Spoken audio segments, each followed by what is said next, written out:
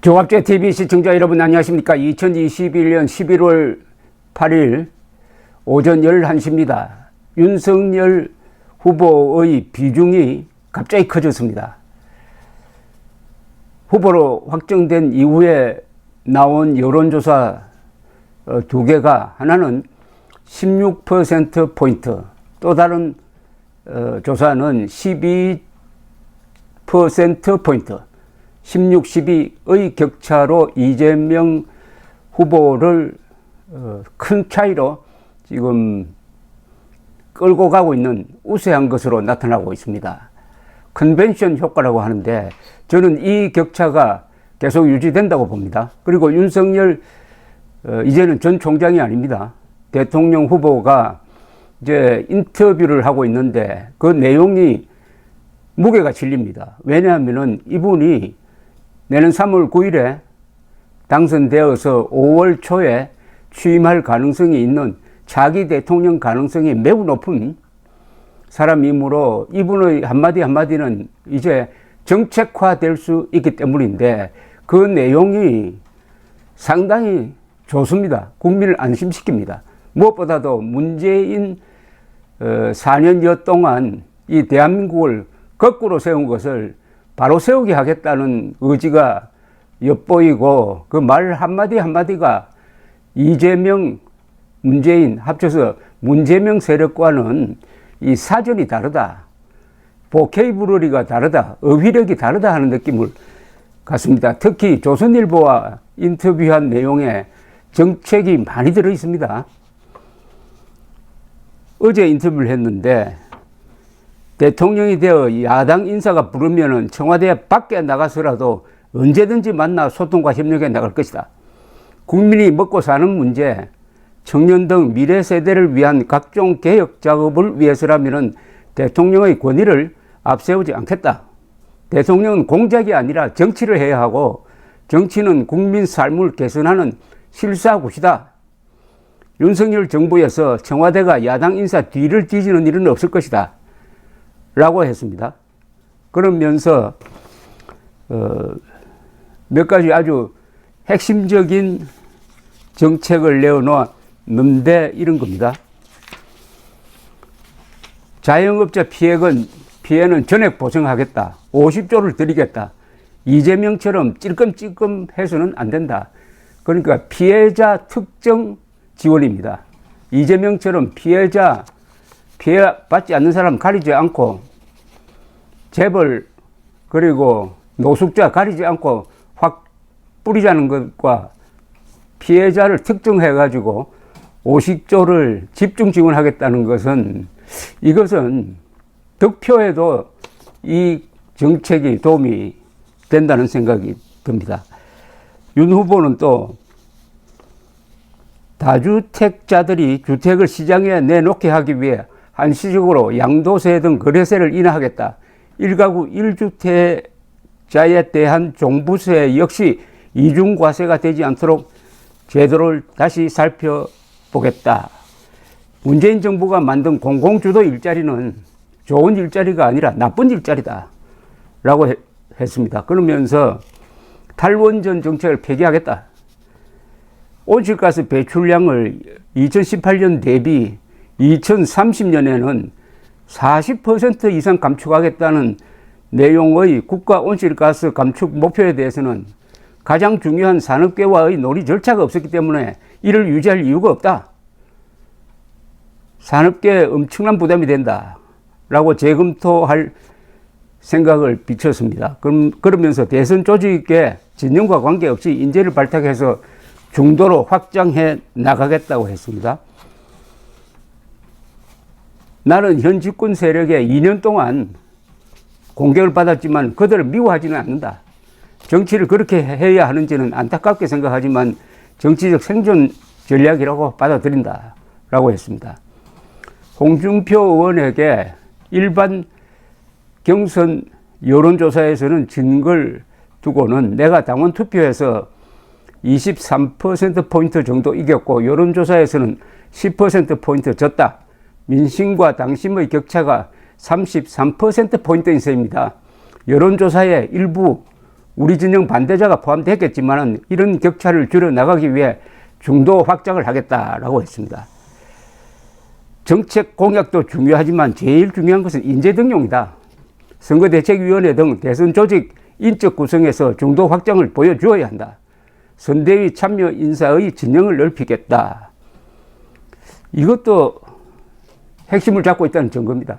정책하는 것보다는 어떤 사람을 쓰는 것에 따라서 중도 확장을 증명하겠다는 뜻입니다. 선대위 구성에 대해서는 정권 교체를 희망하는 당 밖의 세력을 흡수하여 한몸이 되어야 이길 수 있다. 이준석 대표와 당 안팎이 한몸이 되어 선거를 치르는 방안을 논의했다. 선거를 어떤 사람 혼자서 주도할 수는 없고 캠페인 매니저는 여러 사람이 있어야 한다. 특정 세력이 캠페인을 독점적으로 주도하려는 생각은 무의미하다. 이거는 이준석, 김종인에게 보내는 어떤 메시지처럼 보입니다. 어떤 사람이 이 큰 선거판을 혼자서 주도할 수 없다는 거죠. 또 이 대선은 절대적으로 윤석열 대 이재명 1대1 싸움입니다. 선거대책위원회 또는 총괄선대위원장이 할 일이 별로 없어요. 그런데 벌써 그런 감투싸움하고 있는 데 대해서 아주 점잖게 선을 확 그어버렸습니다. 안철수 국민의당 대표와 후보 단일화를 추진할 생각이 있는가라는 질문에는 이제 막 후보로 선출된 마당에 단일화를 이야기하는 건 안 대표에게 예의가 아니다. 안 대표도 국민 지지를 얻기 위해 선거운동을 해나갈 것이다. 다만 나나 안 대표 모두 정권 교체를 방해하러 온 사람이 아니지 않나. 안 대표와 중간중간 만나고 소통해왔다. 각자 열심히 선거운동 하다가 야권 통합의 큰 그림을 그릴 수 있다. 홍준표 의원에게는 시간을 좀 드려야 할 것 같다. 20여 년 정치하셨고 대선 후보에 당대표도 하신 분이기에 당의 승리를 위해 도와주실 것으로 생각한다라고 했습니다. 문재인 대통령을 만나게 되면은 수용할지 모르지만은 대선 관리를 위한 중립내각 구성과 대장동 게이트 특검 수용을 요청하겠다. 이것도 핵심이네요. 이 두 가지 말고는 뭐 이야기할 게 뭐가 있겠습니까? 대장동 개발 사업과 고발사주 의혹 동시 특검을 수용할 용의가 있나? 딱 받았습니다. 좋다. 고위공직자범죄수사처가 고발사주만 수사하면서 제보사주 의혹에 대해서는 제대로 수사하지 않고 있다. 특검으로 제대로 규명해보자. 월성 원전 1호기 사건, 청와대 울산시장 개입 사건 등에 대한 추가 수사를 지시할 생각이 있나라는 질문에는 이렇게 정리를 했습니다. 대통령이 개별 수사에 관여하는 것만큼 어리석은 일이 없다. 수사기관이 알아서 할 일이다. 나는 집권하면 특정인을 봐주라고 안 할 것이고 표적 수사를 하라고도 하지 않을 거다. 검찰 수사에 대한 관여는 딱 끊을 거다. 다만 검찰 인사를 정상화하여 부패를 일소할 수 있도록 할 것이다. 모범답안입니다. 현 정권이 검찰 인사를 비정상적으로 했다고 보나 내가 특수부 검사를 20년 이상 해왔지만 이런 정권은 처음 보았다. 통상 권력형 비리는 3, 4년 뒤에 수사나 처벌이 이루어진다. 그런데 칼자루를 쥐고 있다고 정권 말까지 실세들에 대한 수사를 봉쇄한 경우는 없었다. 대선 캠페인에서 내세울 대표 공약이 뭔가라고 물었더니 이렇게 이야기를 했습니다. 코로나 100일 긴급 구조 프로그램과 일자리 만들기다. 문재인 정부의 일자리 현황판은 정부가 만드는 일자리 광고판이다. 공공이 주도해 만든 일자리는 나쁜 일자리다. 기업 대표가 연말 송년회 때 막내 직원에게 곧 막내 면할 것이라고 말할 수 있어야 고용이 느는 거다. 북한 비핵화에 대한 보관이 있나라는 질문에도 모범 답안을 내놓았습니다. 현 정부는 북한 비핵화 의지가 없다. 그렇다고 북한이 비핵화를 안 하니 미국 전술핵을 재배치하자는 주장도 현실성이 없다. 한미 간 전략적 협의를 통해 미국의 확장 억제, 이른바 핵 우산을 강화하고 대북 제재를 철저히 이행하면서 비핵화 협상을 해야 한다. 불가역적 비핵화 조치가 이루어지면 화끈한 경제 지원에 나설 것이다. 집권하면 청와대에 최고의 법률가 전문가들을 국별로 배치할 것이다. 대통령의 행정명령 등 통치행위가 헌법과 법률에 위반되는지 철저히 사전 스크린을 할 것이다. 미국도 백악관에 최고의 법률 보좌관들을 둔다. 경선 과정에서 전두환 발언으로 논란이 일었는데 라는 질문에는 정치는 말을 신중해야 한다는 점을 깨달았다. 다만 발언을 조심해야 한다는 점을 깨달은 값진 공부를 한 셈이다.